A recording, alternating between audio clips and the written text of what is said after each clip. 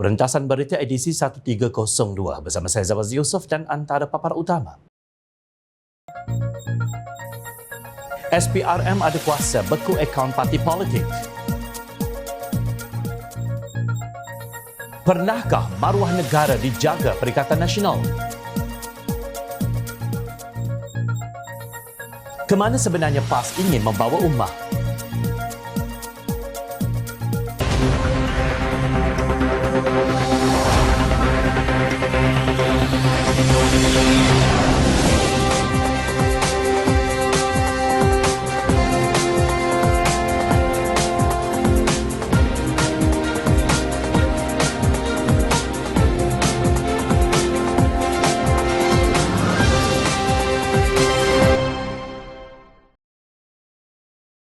Assalamualaikum dan salam sejahtera. Suruhanjaya Pencegahan Rasuah Malaysia SPRM membekukan beberapa akaun milik Parti Pribumi Bersatu Malaysia Bersatu. Menurut Ketua Pesuruhjaya Suruhanjaya Pencegahan Rasuah Malaysia SPRM, Tan Sri Azam Baki, akaun terbabit dibekukan bagi membantu siasatan ke atas wang yang disyaki daripada hasil haram. Siasatan sedang dijalankan mengikut Akta SPRM 2009 dan Akta Pencegahan Pengubahan Wang Haram, Pencegahan Pembiayaan Kekanasan dan Hasil daripada Aktiviti Haram 2001, katanya pada Rabu. Setiausaha Agung Bersatu Datuk Seri Hamzah Zainuddin terus menuduh tindakan ini dibuat oleh Kerajaan Pakatan Harapan dan Barisan Nasional untuk membunuh parti itu bagi menutup kelemahan sendiri. Beliau mendakwa ia adalah fitnah jahat terhadap Bersatu. Bersatu dapat menerima alasan bahawa langkah yang diambil SPRM itu adalah sebahagian daripada proses siasatan mereka terhadap fitnah yang dilemparkan kepada Bersatu. Bersatu melahirkan rasa kesal terhadap tindak tanduk kerajaan PHBN yang menjadikan agensi kerajaan sebagai alat untuk mencapai matlamat politik mereka bagi membunuh kredibiliti Bersatu dan Perikatan Nasional.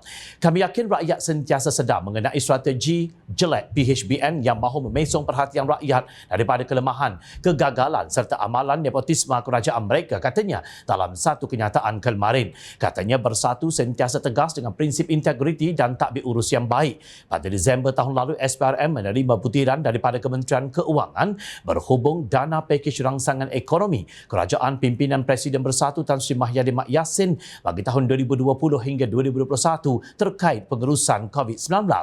Hasil siasatan awal mendapati jumlah peruntukan yang terlibat dianggarkan berjumlah 530 bilion ringgit, sebanyak 437.5 bilion ringgit bukan daripada kerajaan. SPRM kemudian memfokuskan siasatannya kepada dana kerajaan sebanyak 92.5 bilion ringgit yang terbabit. Hasil siasatan SPRM itu, seorang ketua pegawai eksekutif CEO sebuah syarikat ditahan pada 6 Januari lalu kerana disyaki menjadi orang tengah dalam pengagihan projek kerajaan Perikatan Nasional tersebut. Menurut SPRM, suspek yang ditahan dipercayai menerima rasuah bagi menghubungkan antara kontraktor dan pihak atasan. Beberapa kontraktor yang disoal siasat mengaku bersetuju membayar komisen sebanyak 3 hingga 5% dan dimasukkan ke dalam akaun sebuah parti politik kononnya untuk tujuan pembiayaan politik. Menurut Azam Baki, penahanan dan kes disiasat mengikut Seksyen 16-A Akta SPRM 2009. Itulah di media sosial nama Adam Radlan yang mempunyai tali persaudaraan dengan Datuk Muhammad Adlan Berhan, menantu pemimpin Bersatu itu. Itulah dia fakta yang berdasarkan laporan media yang menjadi latar belakang kenapa SPRM membekukan akaun Bersatu. Untuk rekod, pada 28 Jun 2018, Presiden UMNO Datuk Seri Dr. Ahmad Zahid Hamidi mendedahkan SPRM membekukan akaun UMNO Pusat dan UMNO Selangor pada hari itu, sehari selepas beliau mengumumkan agihan dana kepada UMNO Negeri dan bahagian akan disalurkan semula. Ahmad Zahid mendakwa Menteri Dalam Negeri iaitu Mahyadin hampir pasti akan meminta Suruhanjaya Pendaftaran Pertubuhan atau RUS membatalkan pendaftaran UMNO dalam tempoh terdekat. Mengulas mengenai pembekuan dana UMNO itu, Mahyadin berkata tindakan dilakukan SPRM mengambil kira bidang kuasa dimiliki agensi berkenaan dan mereka mempunyai hak. Saya tidak tahu laporan berhubung perkara itu. Apa-apa pun kalau ia di bawah SPRM, itu adalah tugas SPRM SPRM dan saya tidak boleh komen. Tentu ada asas yang ditemukan pihak SPRM. Tindakan juga dilakukan sekiranya mereka, yakni UMNO, gagal mematuhi peraturan mana-mana parti politik, tegasnya dipetik media pada hari yang sama. Maknanya, pemimpin Bersatu tahu adalah menjadi hak SPRM untuk menggunakan bidang kuasa agensi berkenaan membekukan akaun mana-mana pihak yang sedang disiasat kerana melanggar undang-undang negara. Justru kenapa pula kerajaan perpaduan yang dituduh kononnya menjadikan agensi kerajaan iaitu SPRM sebagai alat untuk membunuh kredibiliti Bersatu dan Perikatan Nasional. Kononnya ia satu fitnah terhadap Bersatu dan Perikatan Nasional melihat jumlah dana yang dimiliki oleh Bersatu yang tular ketika Mahyadin menjadi Perdana Menteri pada 1 Mac 2020 hingga beliau meletakkan jawatan pada 16 Ogos 2021 pun sudah buat kita tertanya-tanya. Bersatu yang baru ditubuhkan pada 14 Januari 2017 itu memiliki 108.2 juta ringgit pada tahun 2020, hanya 3 tahun setelah ditubuhkan. Pendapatan parti yang diterajui Mahyadin setelah menendang pengerusinya, Tun Dr. Mahathir Mohamad, meningkat secara mendadak sebanyak 37% menjadi 148 juta ringgit pada tahun 2021. Tahun 2020 hingga 2021 adalah zaman COVID-19 menyerang satu dunia, termasuk Malaysia. Semua negara mengalami kemerosotan ekonomi. Hampir semua syarikat jatuh miskin kecuali yang ada kaitan dengan pengeluaran dan pengedaran vaksin COVID-19. Tetapi Bersatu berjaya mengumpul dana ratusan juta ringgit dalam tempoh berkenaan. Tidakkah ini menghairankan kerana Bersatu bukan syarikat perniagaan yang tersenarai di Bursa Saham Malaysia? Masa Bersatu berkuasa, ia hak SPRM untuk membekukan akaun parti lawannya. Tetapi apabila tindakan yang sama terjadi kepada mereka, PHBN dituduh kononnya menjadikan agensi kerajaan sebagai alat untuk membunuh kredibiliti Bersatu dan Perikatan Nasional. Perdana Menteri Datuk Seri Anwar Ibrahim perlu berlapang dada ketika difitnah oleh Mahyadin kononnya mengambil 15 juta ringgit semasa menjadi penasihat ekonomi negeri Selangor. Tetapi apabila SPRM menyiasat Bersatu berhubung pengakuan kontraktor yang membayar komisen sebanyak 3 hingga 5% dan dimasukkan ke dalam akaun parti, terus diratib sebagai satu strategi PHBN yang jelik. Sedangkan yang jelik itu ialah pemimpin yang mengaku berintegriti tetapi rasuah dikatakan sedekah dan ikut niat. Presiden Bersatu Tan Sri Mahyadin Mat Yassin mendakwa kerajaan PHBN pimpinan Datuk Seri Anwar Ibrahim tidak bermula dengan langkah yang betul dari awal lagi. Janji tata kelola yang baik telah dikhianati apabila Anwar melantik Datuk Seri Ahmad Zahid Hamidi yang sedang berhadapan dengan tuduhan jenayah di mahkamah sebagai timbalan Perdana Menteri. Ia dilakukan semata-mata kerana membalas budi Zahid yang berjaya memaksa ahli-ahli Parlimen BN memberi sokongan kepada Anwar sebagai Perdana Menteri. Segala janji pilihan raya mengenai prinsip integriti ditolak ke tepi. Yang ada hanyalah sebuah transaksi politik yang berlandaskan amalan "You scratch my back, I scratch your back". Beliau juga menyelar Anwar yang memegang portfolio sebagai Menteri Keuangan dan dilihatnya tanpa segan silu bercakap tak serupa bikin. Sebagai rakyat biasa, saya tidak rela melihat maruah negara tercalar kerana keterlanjuran Perdana Menteri, tegas Mahyadin. Beliau juga mengecam tindakan Anwar melantik anaknya Nurul Izzah sebagai penasihat kanan ekonomi dan keuangan kepada Perdana Menteri. Pelantikan ini menjadikan slogan reformasi yang dilaungkan oleh Anwar sejak lebih 20 tahun lalu sebagai omongan kosong dakwanya. Demikian bebelan seorang bekas Perdana Menteri yang memiliki sejarah sebagai pengkhianat mandat rakyat pada pilihan raya umum ke-14 apabila mendalangi langkah syaratan dan mendebuk atap membentuk kerajaan tebuk atap yang gagal setelah mentadbir selama hampir 17 bulan. Katanya Anwar mengamalkan politik "You scratch my back, I scratch your back". Lupakah beliau kepada kata-kata scheme of things yang beliau tidak pernah nafikan yang akibatnya terbentuk kabinet bersaiz XXXL seramai 70 orang, iaitu 32 menteri dengan timbalannya seramai 38 orang dan 3 orang duta khas Perdana Menteri yang bertaraf menteri makan gaji buta. Kenapa seramai 70 orang sedangkan Anwar hanya melantik 28 menteri dan 27 timbalan menteri yang menjadikannya hanya 55 orang? Anwar juga tidak mengambil gaji dan allowance sebagai Perdana Menteri dan Menteri Keuangan. Begitu juga Nurul Izzah yang bekerja secara pro bono iaitu tanpa upah.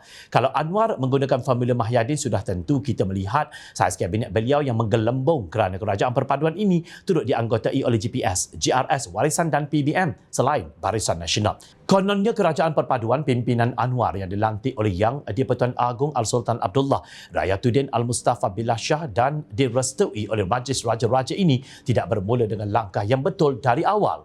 Lupakah beliau dan sekutunya Presiden PAS Tan Sri Abdul Hadi Awang yang mengaku sudah cukup jumlah setelah mencuri 10 ahli Parlimen Barisan Nasional untuk menandatangani surat akuan bersumpah SD yang beliau tentu tahu melanggar peruntukan dalam Akta Anti Lompat Parti 2022. Adakah menolak saranan Yang di-Pertuan Agong Al-Sultan Abdullah Ayatuddin Al-Mustafa Billah Shah supaya membentuk kerajaan perpaduan itu langkah yang betul? Apakah nasib 74 ahli Parlimen Bersatu dan PAS jika Suruhanjaya Pencegahan Rasuah Malaysia SPRM mendapati wujud kes salah laku, rasuah dan penyelewengan dana pakej rangsangan ekonomi sebanyak 92.5 bilion ringgit terkait dengan Perikatan Nasional pada tahun 2020 dan 2021?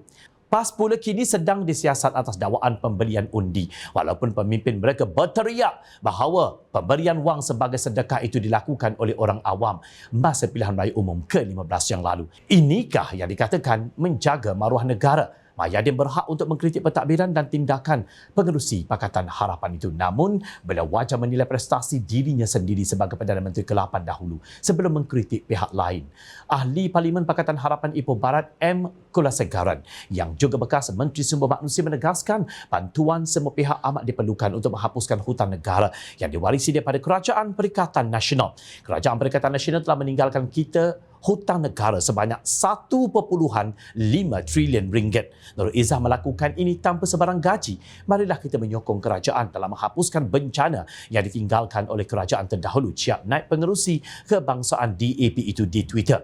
Kulasegaran tidak memegang jawatan apa-apa pun dalam kerajaan perpaduan ini walaupun berkedudukan agak tinggi dalam partinya. Tetapi beliau tidak melihat pelantikan Nurul Izzah daripada sudut negatif. Justru untuk menuduh Anwar mencalakan maruah negara adalah keterlaluan berbanding perbuatan Mahyadin yang merampas kuasa pada hujung Februari 2020 yang membawa negara ke arah kehancuran. Lebih mencalakan lagi hati rakyat. Kerajaan Pakatan Harapan dijatuhkan ketika sedang bertukus lumus membendung wabak COVID-19 ketika itu. Tetapi selepas menjadi kerajaan, Mahyadin dengan kabinet gergasinya gagal menangani masalah yang berbangkit seperti masalah ekonomi negara yang dirundung malang kerana beberapa firma antarabangsa menutup pelaburannya. Banyak syarikat gulung tikar, pengangguran meningkat, ada rakyat yang mengangkat bendera putih kerana kelaparan. Ramai juga yang bunuh diri. Semuanya gara-gara Mahyadin menutup sempadan dan perniagaan, menerusi Perintah Kawalan Pergerakan PKP dan isytihar darurat serta tutup parlimen. Ibarat menyiram garam pada calar luka rakyat. Kerajaan Perikatan Nasional meninggalkan hutang 1.5 trilion ringgit. Saya ulangi, 1.5 trilion ringgit. Kelakar seumpama periuk yang mengata berlanga hitam.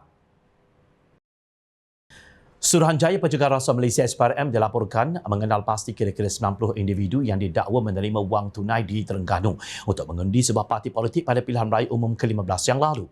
Portal Malaysia kini memetik sumber SPRM bahawa pihak agensi telah berjaya menjejaki hampir separuh daripada 90 individu terbabit dan mereka telah dipanggil untuk memberi keterangan. Lelaki dalam video yang memberikan wang tunai kepada pengundi itu juga telah dipanggil untuk disoal siasat.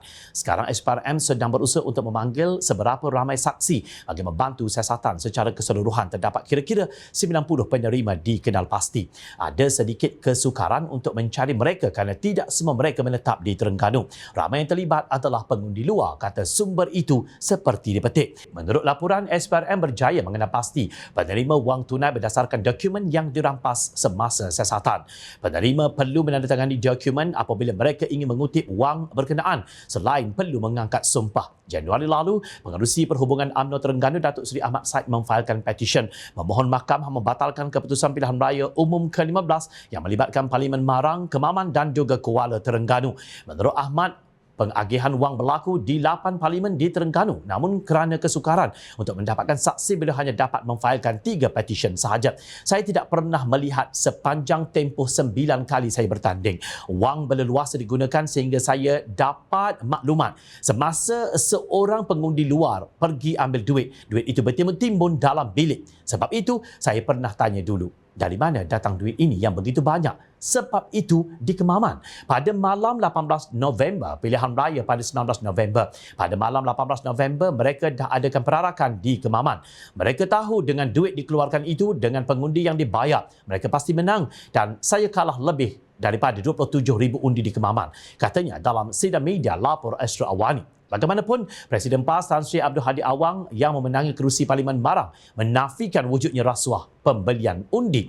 Beliau mempertahankan tindakan mengagihkan wang tunai kepada pengundi dengan alasan bahawa peraturan sedia ada hanya melarang calon yang bertanding dan wakil mereka daripada memberi wang tunai kepada pengundi. Katanya undang-undang tidak menghalang orang awam daripada bersedekah. Namun, netizen mendedahkan bahawa individu yang mengagihkan wang tersebut ialah Ketua Sidang As-Sabiqun PAS kawasan Marang Haji Nordin Abdul Jalil. Dengan jawatan tersebut, sudah tentu beliau bukan orang awam, malah ahli politik PAS Marang. Jelas di sini Abdul Hadi dan para walaun termasuk Ketua Penerangan PAS Khairi Nizam Khairuddin tidak bercakap benar. Adapun sumbangan orang awam tersebut tiada kaitan dengan calon, wakil calon atau PAS sebagai sebuah parti yang bertanding, kata Khairi Nizam dalam satu kenyataan. Terdahulu Parti Amanah Negara Amanah menggesa SPRM agar mempercepatkan siasatan berhubung dakwaan PAS memberi wang kepada pengundi pada pilihan raya umum ke-15 yang lalu. Menurut Naib Presiden Amanah Datuk Mahfuz Omar, kes berkenaan harus disiasat secara telus kerana rakaman video bersumpah penerima wang untuk mengundi PAS sudah berlega lebih sebulan lalu. Saya harap kes ini dipercepatkan bagi menyelamatkan negara daripada golongan yang cuba mengelirukan masyarakat dengan imej agama. Saya bimbang isu sama akan berulang dalam pilihan raya negeri akan datang di 6 buah negeri lagi, katanya dipetik Sinar Harian pada Ahad. Beliau kesal apabila terdapat cubaan membersihkan jenayah rasuah dengan melabel perbuatan itu sebagai sedekah seolah menghalalkan rasuah atas nama agama. Hukum rasuah untuk pemberi dan penerima adalah berdosa daripada rasuah masuk neraka. Kini jenayah rasuah bertukar kepada ibadah sedangkan ia dua perkara yang bertentangan kerana ibadah atau sedekah perkara yang dituntut untuk ganjaran pahala berganda, ujarnya. Mahfuz menyifatkan kenyataan Abdul Hadi berhubung isu pemberian wang ketika pilihan raya sebagai sedekah adalah mengejutkan dan mengelirukan tanggapan orang ramai terhadap rasuah. Kenyataan Abdul Hadi itu umpama untuk menyucikan rasuah dengan dinamakan ibadah supaya apabila kita buat tanpa rasa takut. Namun dibimbangi fatwa Abdul Hadi itu boleh mengheret umat Islam melakukan dosa tanpa mereka sedar. Ini kerana ulama sendiri yang cakap ia sedekah, tegasnya. Merujuk kepada video berkenaan, Mahfuz berkata video yang tular jelas memaparkan sedekah itu dalam konteks bersumpah bahawa saya undi PAS. Ini perkara yang sangat mengejutkan apabila cuba tukarkan rasuah kepada sedekah atau jenayah kepada ibadah. Kes ini tidak ubah seperti pencuri curi ayam, tetapi bila dia nak makan ayam itu, dia sembelih dahulu ayam sebab yakin halal dimakan tempelaknya. Apa yang dilakukan Perikatan Nasional yang di dalamnya ada PAS amat bercanggah dengan slogan bersih dan stabil pada pilihan raya umum yang lalu. Seksyen 10 Akta Kesalahan Pilihan Raya 1954 AKPR menyatakan calon atau sesiapa sahaja dilarang melakukan rasuah dengan menawarkan pembelian undi sama ada secara langsung atau tidak langsung, seperti memberi atau menawarkan wang, hadiah, pekerjaan atau pinjaman ketika proses pilihan raya. Rasuah tetap rasuah walaupun yang melakukannya itu memakai jubah dan serban yang berbelit-belit serta menggunakan bahasa Arab seperti sedekah. Kadang-kadang kita tertanya-tanya, hendak ke mana PAS membawa ummah? Ingat, rakyat sentiasa memerhati.